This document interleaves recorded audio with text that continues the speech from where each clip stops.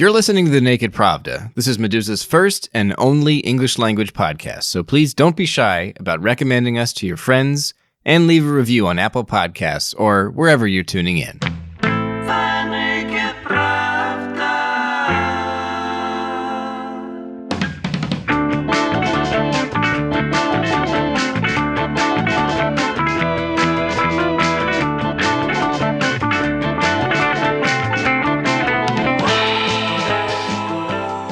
Welcome to the Naked Pravda. I'm recording this late on Thursday, September 3rd, 2020, and I'm your host, Kevin Rothrock, the managing editor of Medusa's English language edition.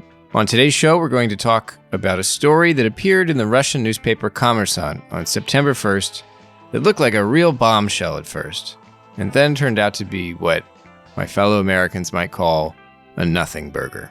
The report, titled Hackers Appeal to the U.S. State Department, American Voter Data Appears on Russian Darknet, credits a Russian hacker platform with posting millions of American voters' personal data, mainly voters in the swing state of Michigan, but also in Connecticut, Florida, and North Carolina, and then profiting off a U.S. government project to pay foreigners for tips about election interference.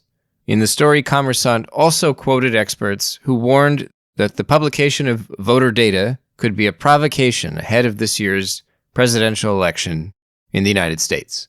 First, let's sort out what here is true and what is bogus. According to the U.S. State Department, at least, Uncle Sam hasn't paid out a dime to anybody reporting election interference through the government's Rewards for Justice program, an initiative wherein Washington has offered up to $10 million for information leading to the identification or location of any person who works with or for a foreign government for the purpose of interfering in U.S. elections through certain illegal cyber activities. I'll get into this more later on the show, but I want to note that the State Department started spamming random cell phone numbers in Russia and in Iran, actually, with text messages in early August with PSAs, public service announcements, about the Rewards for Justice program. The campaign has been widely mocked in Russia, where ordinary people have complained about unsolicited texts, and Russian state officials have said the U.S. is essentially trying to pay people to denounce their neighbors. The other major falsehood Kommersant reported, or at least implied, is that Russian actors hacked or leaked anything. It turns out that the voter roll information described in the story is all publicly available, either by Freedom of Information Act requests, or it's just floating around online already, legally. In fact, if you go to the platform where this information was shared, which I did, the Russian language cybercriminal forum, XSS, you'll see that the users themselves know the data is publicly available. And in fact, the user who says he heard about somebody else getting a payout from the U.S. State Department's Rewards for Justice program is only sharing secondhand information. And he sounds pretty skeptical himself. I'll read what he wrote right now. Fuck if I know if it's true, but you could probably try it. The whole point is that all these voter databases are available to the public, regardless of the state, but it's entirely possible that the Americanos themselves don't realize this. That's what somebody with the username Nupagaji wrote. That's the name of a beloved Soviet cartoon, incidentally. So yes, Kommersant ran a bad story, and many in the United States are now beating themselves up for having worried about it, or worse yet, having talked or tweeted about it.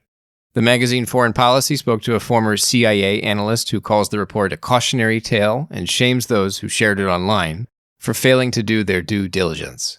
Michigan's Department of State tweeted out a nifty statement encouraging all Michigan voters to be wary of attempts to hack their minds. That's a turn of phrase, isn't it? But Kommersant's report isn't entirely false. On June 29, 2020, a member of the XSS forum with the username Gorka9 did indeed share a RAR file with the voter information of 7.6 million of Michigan's 7.8 million voters, as well as the information of another million voters in 4 other states. Yes, you can find these data elsewhere. We're talking about full names, birth years, home addresses, voting precincts, gender, and so on. The same account, Gorka9, has posted U.S. marriage license records, Ukrainian voter records, Indian identity card records, Brazilian telephone numbers and names, and lots more. All a mix of apparently open source and hacked or stolen data. And all this is from just one account on this platform. So, there is some misbehaving here, to put it mildly. But it's not a Russiagate story, and it's not really a U.S. story at all.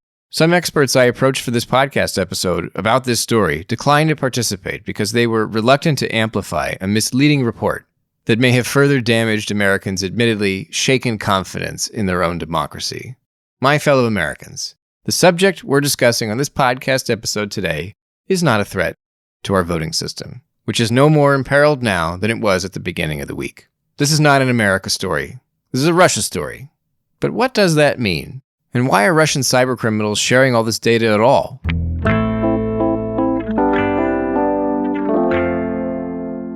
So XSS is essentially just a cybercrime forum catering primarily to a Russian-speaking audience. That's Ian Litschko, a cyber threat intelligence analyst in Canada, whom I asked to explain this platform where Gorka 9 and his buddies share tips about Michigan voters and a lot more.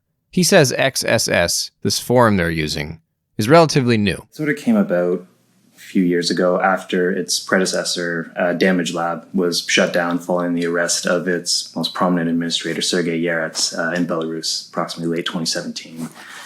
It sort of just, as it said, re-emerged under this new incarnation. It took a little while to build up a following as the arrest of the administrator caused some information about users to fall into the hands of the security services in Belarus.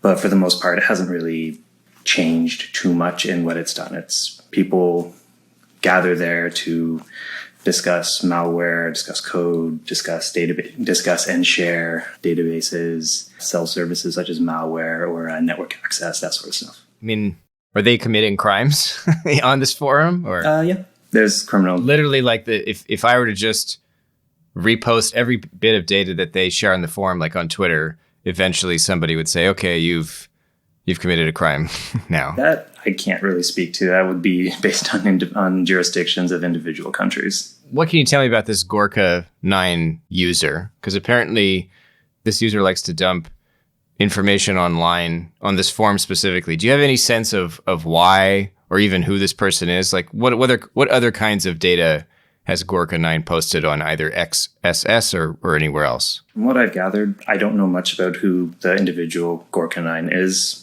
Really, I haven't come across that name before in my research. For the most part, the type of data they're dumping it's all free. So they're taking stuff that other cybercriminals have already exposed, and then they're just condensing it and sharing it in a new format. So a lot of the forums, XSS included, do have some elements of gatekeeping. So there's sort of, after you attain a certain number of posts, you can access certain parts of the forum, or the opening poster can hide certain things behind a post limit. So like you can't see a password to access a dump, for example, if you haven't made so many posts. So by posting things like this, it counts as just easy posts. That allows you to start moving upwards in accessing content. And what's the point? What would you guess the point is of sharing publicly available information on a hacker forum where they generally discuss, exploits and things like that? Like why even share 7.6 million people's names, addresses, and voting precinct, locations from Michigan? Like why would a group of Russian hacking enthusiasts give a shit about that? That information can be monetized. It just takes effort. You'd have to combine it with other information from various other publicly available dumps, and you sort of go from there. But a lot of that, when combined with other data, can be used for fraud.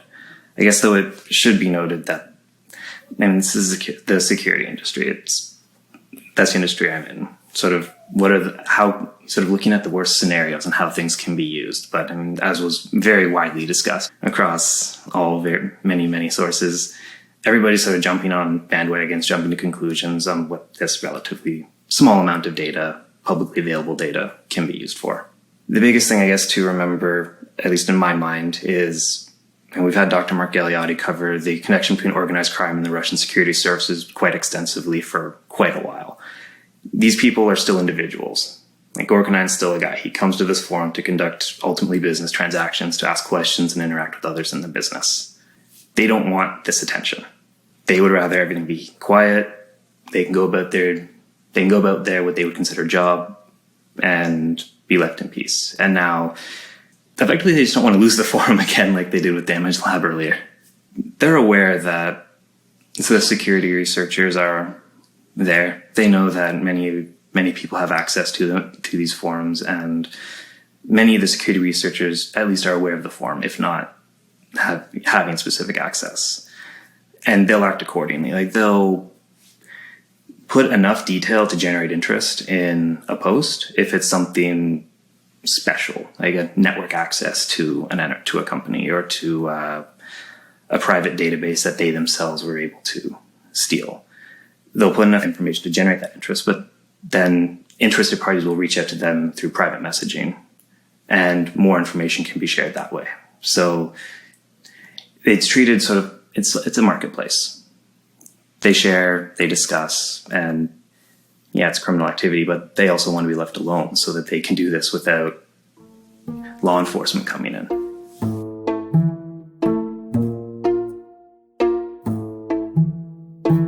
As I mentioned at the top of the show, the story about Russian cybercriminals sharing U.S. voter data is weird because it's ostensibly another Russiagate story, but in fact, it was reported entirely in Russia by Russian journalists, and that's not how Russiagate stories have typically played out. Yes, it fizzled out, like most Russiagate stories, but Kommersant's article stands out nevertheless. Oleg Shakirov, a consultant at the PIR Center in Moscow and an expert in European security and digital diplomacy, told me that he also thought it was all a bit odd. First of all, I think it was this weird feeling yesterday, because usually you have a publication in the US media and Russian officials kind of disputing it. And yesterday it was vice versa. So we had a publication in Russian media, and the American FBI and CISA and everyone else, they were just saying, no, it's not correct. So it was upside down. Yeah. So usually, I mean, there was so many stories over the past couple of years. So I think there are several patterns, but like a typical pattern would be like this. There would be a story in a major publication like New York Times or Washington Post. And then it would, within hours, it would appear on Russian media, and someone would ask Dmitry Peskov, Kremlin's spokesperson, or Foreign Ministry, or Duma members, and they would say all kinds of stuff that they have not been briefed about this, or that it's not true, and that this is a typical kind of information confrontation and cooked up stories. So usually it's like this. One of Kommersant's sources on the original story argued that at the time they were still referring to it, I guess, as a leak of information, but the notion that this Russian hacker community was interested in U.S. voter data, they described it as the first stage of preparations for accusations against Russian hackers of interference in the U.S. presidential election. I've kind of struggled to understand what that means. Like, do you have any sense of what that source was talking about? I don't know how it's seen from the United States, but so in Russia, I'm talking about this general public opinion. So everyone grew a bit tired of these Russian hackers stories over past 4 years. And there is generally this skepticism whenever there are Russian hackers involved. People are kind of a bit skeptic about this. So I think this comment, I don't know who said it, but it falls into this line that these are all not real stories, and now we have this kind of small development that will be used by U.S. authorities to further feed this narrative about Russian interference. So I think this is what it meant, but I'm not sure that the person was very much familiar with what happened, because turns out it's not like that. Actually, there is a similar story involving not American hacks or leaks alleged, but Russian hacks. So in the beginning of the summer, there was a story on Russian media about some hackers selling database of Russian citizens who were allegedly stuck abroad and who registered via Russian public services website to receive some kind of support from the government. And these hackers were claiming that they were selling this information. And it was not clear whether it was real information or just this kind of a similar attempt to sell publicly available information. So from what I see over last year, maybe there is an increased number of these stories where people try to grab public attention to sell some kind of data.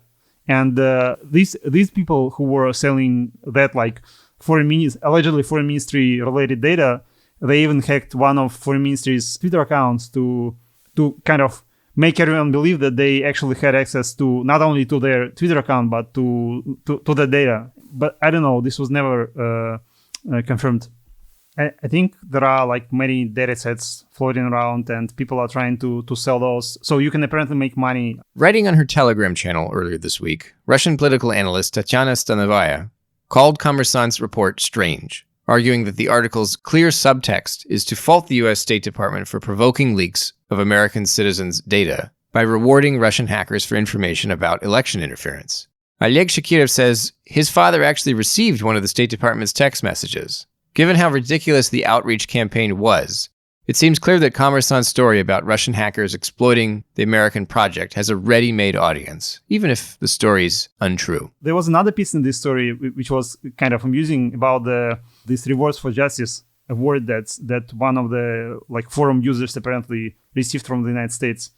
And it was also, as far as I know, it was disputed by the State Department that they said they never paid it.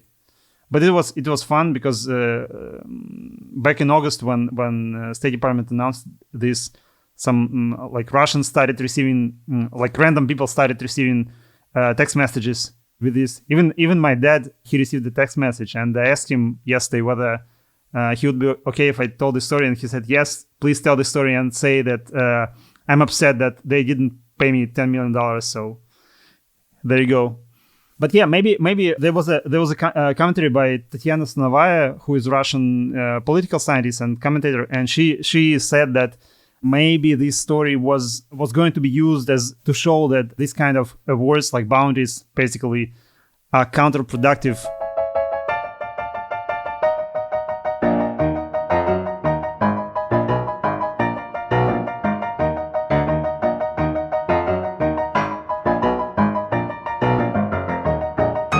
Seemed kind of like a ridiculous tactic, right? In terms of like diplomatic tactics to try and get information, spamming a bunch of phones with this kind of request is not maybe the most strategic or, strategic tactic. That's Yana Gorokhovskaia, an independent researcher on Russian politics, formerly at the Harriman Institute.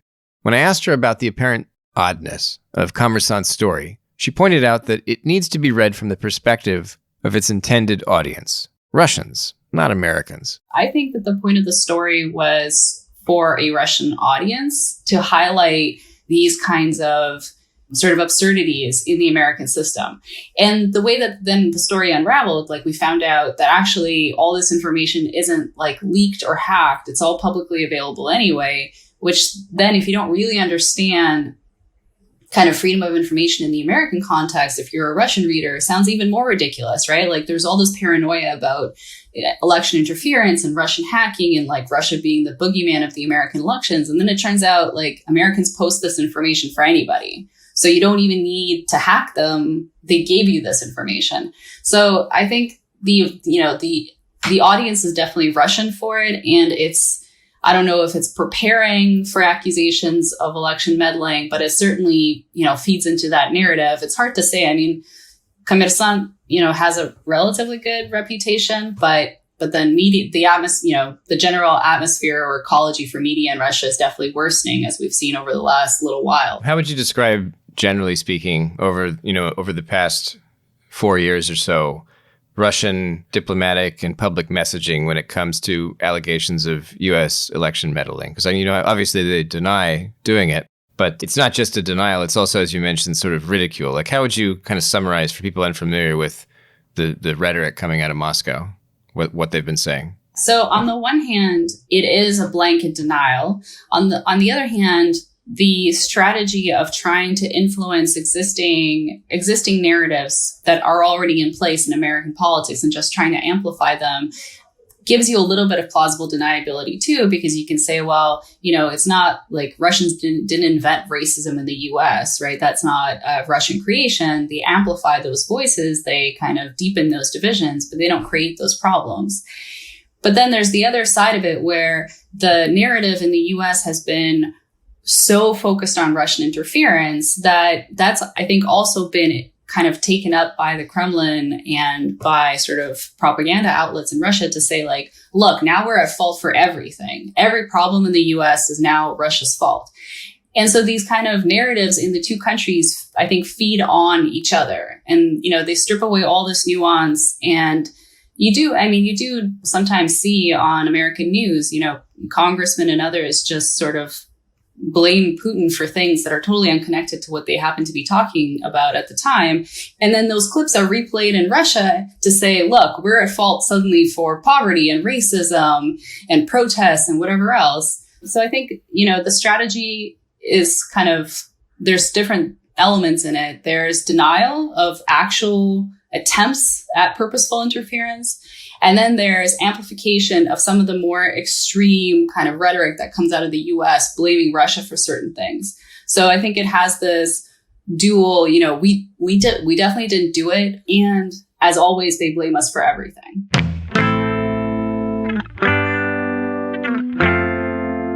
You've been listening to The Naked Pravda, an English language podcast from Meduza. On today's show, we spoke to 3 analysts working on cyber threats, digital diplomacy, and Russian politics to pick apart a very controversial, not especially well-researched article published in Kommersant this week about Russian hackers sharing open-source U.S. voter data. The Naked Pravda is a podcast from Meduza, our first English language show, and I hope you'll recommend us to your friends and leave a review on Apple Podcasts or wherever you're tuning in to help put this program in front of more people. Thank you for listening and come back soon. The Naked Pravda.